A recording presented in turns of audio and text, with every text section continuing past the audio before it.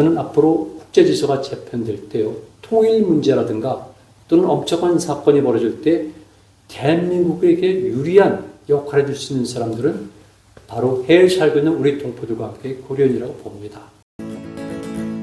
많은 분들이 고려인에 대해서 잘 모르고 있습니다. 그들이 왜 탄생을 했고 왜 고려인이라는 이름을 가졌고 그들이 어떤 고초를 겪었는가를 막연하게 추상적으로 알고 있는 것이죠. 그리고 어떤 분들은 조선족과 비교를 하는데요, 조선족과는 분명히 다릅니다. 저는 이게 말씀을 드리는데요, 조선족들은 우리가 굉장히 많은 대우를 해줬습니다. 이유는 여러 가지가 있겠지만은 말 그대로 독립전쟁의 주역들이었었다, 이것도 있고요.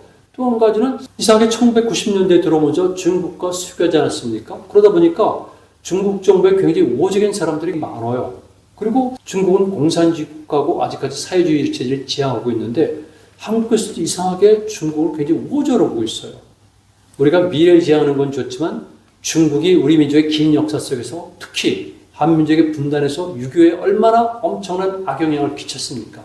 그럼에도 불구하고 우리는 중국을 우호적으로 보면서 중국 내는 조선족들에게는 특별한 대우를 해서 말 그대로 있을 수 없는 일이 벌어졌는데 일종의 정치적 권리까지도 부여했습니다.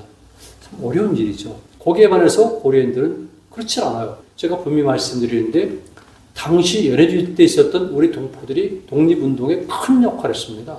우리나라 최초의 임시정부는 사실은 연해주에서 있었던 것이죠.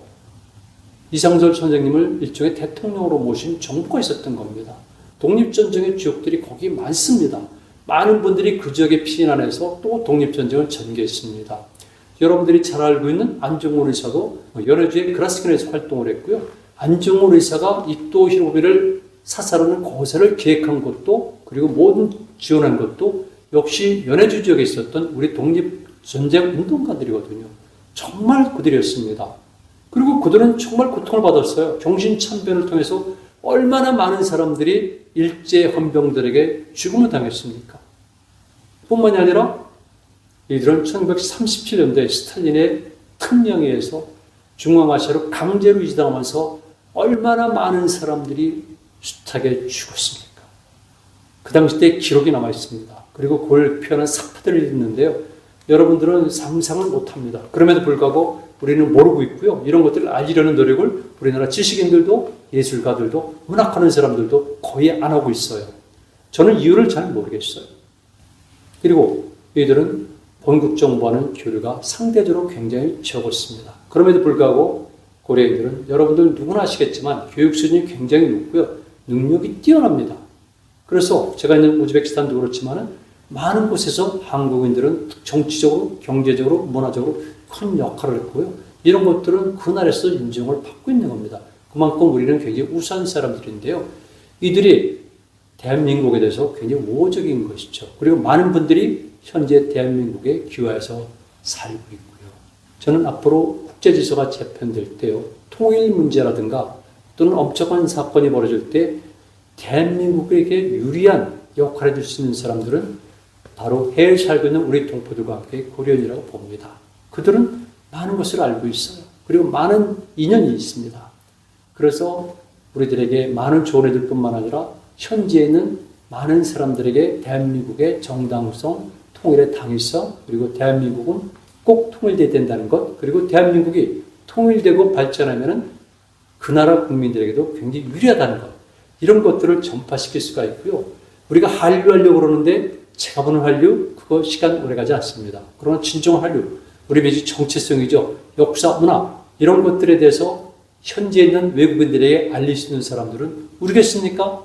그들이죠. 그래서 그들에게 많은 것을 우리가 해준다면 그들을 통해서 전 세계에 우리의 영향을 끼칠 수가 있고 우리를 알릴 수가 있고, 이것이 제가 오늘 강의 초반부에 말씀드린 한민족 역할론을 실천하는 데 굉장히 도움이 되는 것이죠.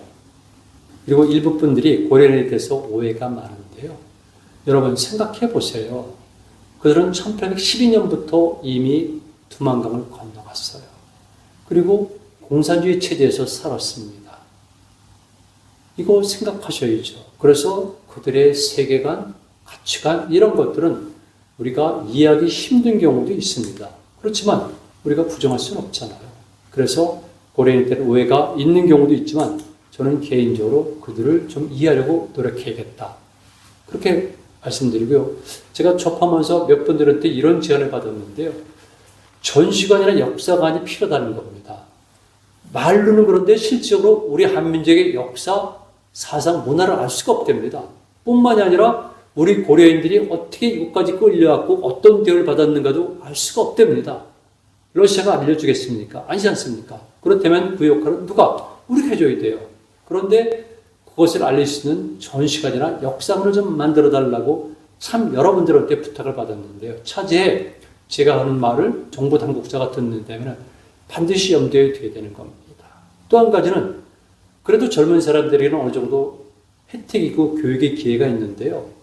그런데 노인들에게는 이게 없다고 합니다. 우리 한국 사회가 많은 노인 문제가 있지 않습니까? 똑같이 우리 동포들도 노인 문제가 있습니다. 노인들이 소외당하는 경우도 있거든요. 그런데 이 노인분들은 이제 남은 여생 동안이라도 우리 고향, 우리 원양, 한민족의 역사, 문화에 대해서 알고 싶어요. 조국 모국에 대해서 알고 싶은 겁니다. 그런데 그런 기회가 주어지지 않고 있어요. 그래서 추후에는 젊은 사람들뿐만 아니라 우리 노인들에게도, 동포 노인들에게도 또는 고려인 노인들에게도 우리를 알릴 수 있는 그런 여러 가지 작업들을 해줬으면 좋겠다. 이런 말씀을 드리겠습니다. 이제 저는 여러분들과 다시 작별해야 되는데요. 추후에 기회가 있으면 또 한번 우리 한민족 동포들 그리고 고려인들과 더불어 살 수 있는 방안에 관해서 공부하고 또 말씀을 드리겠습니다. 고맙습니다.